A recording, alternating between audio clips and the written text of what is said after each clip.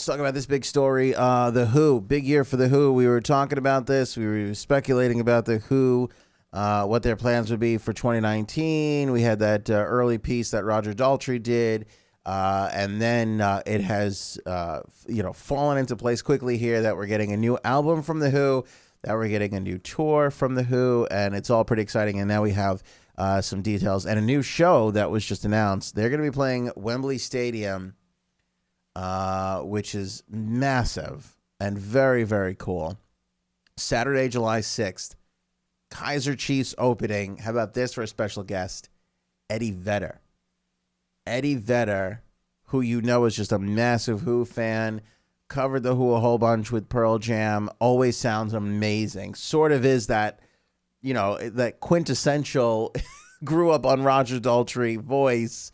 Can scream like the best of them. Although even though he doesn't do it a lot, I think mumbling would be more of Eddie's legacy. But he does an amazing job. What else do we have? Oh yeah. So all right. So yeah, Eddie Vedder screaming and the Who, and that'll be great. Sorry, I was just distracted in the studio for a quick second.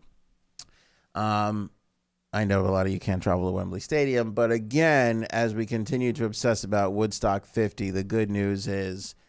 Regarding this Wembley Stadium date, Saturday, July 6th. So nowhere near that August run as we take a look at their tour announcement. And again, they're out strong starting May 7th in Michigan, and then they're here in New York for the Garden May 13th, and continuing throughout the states up in Toronto in June, and then they take a big break and they come back in September to continue this run. So obviously giving themselves a little time for Wembley Stadium, hopefully, and I believe it's almost a foregone conclusion they'll be at one of these Woodstock things. I think they'll be at Michael Lang's. The more I think about it, that's not based on anything I've heard. It's just kind of sitting there looking at this tour schedule, looking at how things are breaking out. It just feels natural that they'll go with Michael and play Woodstock 50, and then they'll wrap things up heading back to the Hollywood Bowl for a couple dates in October, and then eventually Vancouver and Edmonton to wrap it all up. We do have a little bit on the new album, too,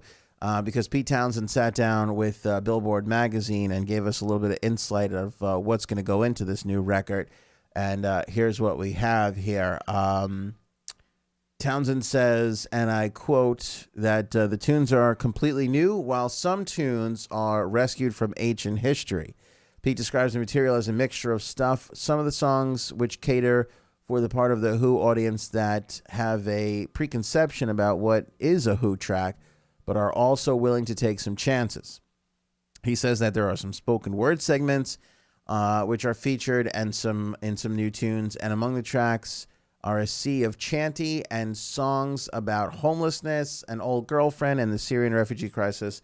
That song titled Twice Refugees. Townsend says, and I quote here, it's a pretty wide range of stuff. Some of it's pseudo-operatic, some of it's electronica. There's a few ballads. I've got quite a lot of extreme sample stuff. I don't think Who fans, people who like Who music, will be overly surprised. Even though Pete took off some time from the Who in 2018, he revealed that from May through August, he was working on 15 tracks for this new record. Pete says his only prerequisite in writing the new material was that Roger Daltrey would love the new tunes. He says, and I quote, I just tried to write songs I thought he could get inside of and that would interest him and intrigue him and challenge him. Pete says the shows, which will feature the band accompanied by an orchestra at each stop, will include, quote, a short version of Tommy, a short version of Quadrophenia, and a few new things, and then closing with a few classics. Got to be excited if you're a fan of The Who heading into 2019. The Garden, this Wembley Stadium show, which I'm sure will be recorded and put out on DVD or Blu-ray or streaming services. I don't even know what to say anymore.